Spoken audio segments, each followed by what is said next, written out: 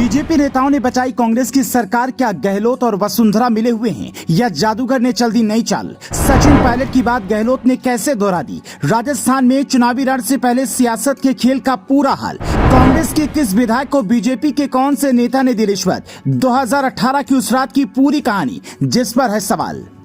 अशोक गहलोत को जोड़ तोड़ की राजनीति का जादूगर कहा जाता है। अब वही जादूगर कह रहे हैं कि 2018 में कांग्रेस की सरकार गिरने वाली थी, लेकिन वसुंधरा राजे सिंधिया और कुछ बीजेपी नेताओं ने उनकी सरकार को बचाया था।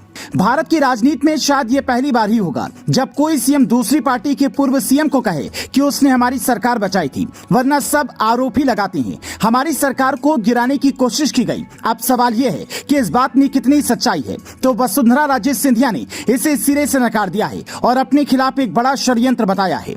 जो बात इस वक्त अशोक गहलोत कह रहे हैं, किसी वक्त में सचिन पायलट कहा करते थे। वो इशारों इशारों में कहते थे कि सरकार और विपक्ष की मिली भगत है।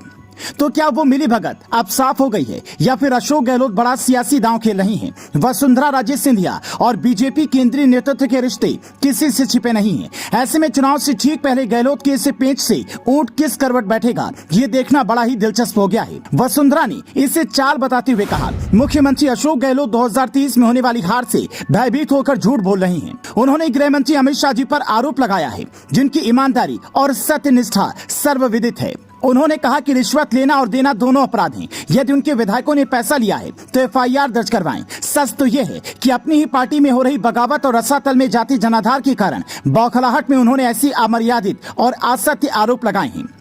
राज्यसभा चुनाव में जब बीजेपी की एक विधायक ने क्रॉस वोटिंग की तो उस वक्त भी कहा गया कि वसुंधरा खेमे की विधायक हैं। उनके इशारे पर ही क्रॉस वोटिंग की, क्योंकि राजस्थान बीजेपी में सियासी रस्सों की लड़ाई चल रही है। वही हाल कांग्रेस का भी है। हालांकि कांग्रेस में मामला जरा ज्यादा खुला है, क्योंकि सचिन पायलट तो अपनी ही सरकार के खिलाफ धरने पर बैठ गए थे। 2018 में भी वो अपने खेमे की कुछ विधायक लेकर हरियाणा के एक होटल में रुके हुए थे। कई दिन तक चले इस घटनाक्रम में जैसे तैसे कांग्रेस की सरकार बची थी। इसी बगावत की बात अशोक गहलोत कर रहे थे। उस वक्त कांग्रेस ने किसी तरह सचिन पायलट को मनाया था। राहुल गांधी और प्रियंका गांधी ने खुद बीच में आकर मामले को सुलझाया था। उसी वक्त का जिक्र करते हुए अशोक गहलोत ने वसुंधरा राजे पर आरोप लगाया है।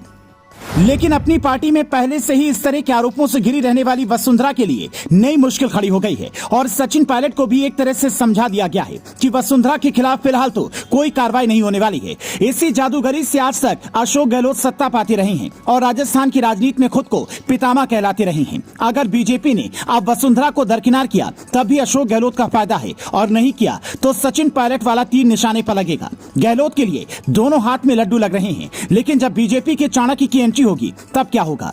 Bureau report, leading Bharat TV.